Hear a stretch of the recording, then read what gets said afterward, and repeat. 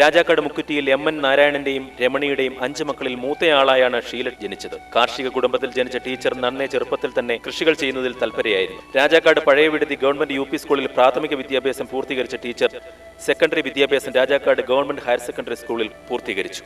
തുടർന്ന് മൂവാറ്റുപുഴ നിർമ്മല കോളേജിൽ BA economics പൂർത്തീകരിച്ചു. പഠനത്തോടൊപ്പം കായിക മത്സരങ്ങളിലും നിറസാന്നിധ്യമായിരുന്നു ടീച്ചർ. നിരവധി സമ്മാനങ്ങൾ വാരിക്കൂട്ടിയിട്ടുണ്ട്.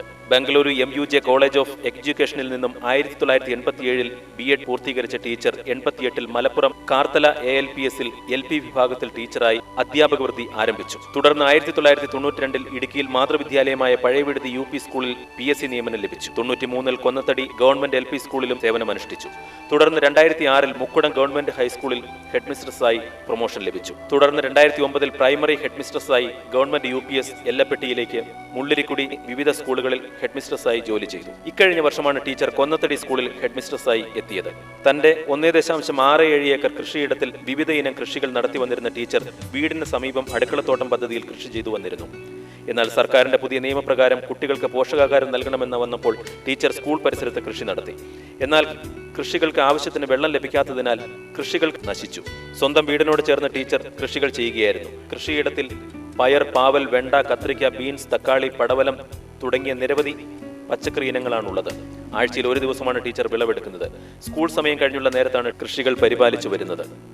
ഈ വർഷം തുടക്കം മുതലേ സർക്കാർ കുട്ടികളുടെ ഉച്ചഭക്ഷണ പരിപാടിയിൽ കാര്യമായ മാറ്റം വരുത്തി. കഴിഞ്ഞ വർഷം വരെ ചോറും പയറും കൊടുത്തുകൊണ്ടിരുന്നത് ഈ വർഷം കുട്ടികൾക്ക് പച്ചക്കറികൾ ധാരാളം ഉച്ചഭക്ഷണത്തിന് കറികൾക്കായിട്ട് ഉപയോഗിക്കണമെന്ന് പറഞ്ഞ് പ്രോട്ടീനും എല്ലാ വൈറ്റമിൻസും അടങ്ങുന്ന ഭക്ഷണം.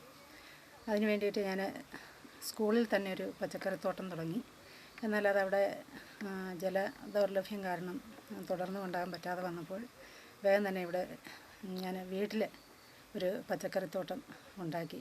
കഴിഞ്ഞ വർഷം വരെ എൻ്റെ വീട്ടിലേക്ക് മാത്രം ഉപയോഗിക്കുന്നതിന് വേണ്ടിയിട്ടൊരു അടുക്കളത്തോട്ടം ഉണ്ടായിരുന്നുള്ളൂ. ഈ വർഷം സ്കൂളിലേക്ക് എല്ലാ പച്ചക്കറികളും അത് എല്ലാ ആഴ്ചയിലും തിങ്കളാഴ്ച രാവിലെ ഞാൻ ഈ പച്ചക്കറികളെല്ലാം കളക്ട് ചെയ്ത് സ്കൂളിൽ കൊണ്ടുപോകുക. ആ ഒരാഴ്ചത്തേക്കുള്ള പച്ചക്കറി മുഴുവൻ യാതൊരു വിഷാംശവും കലരാത്തതാണ്.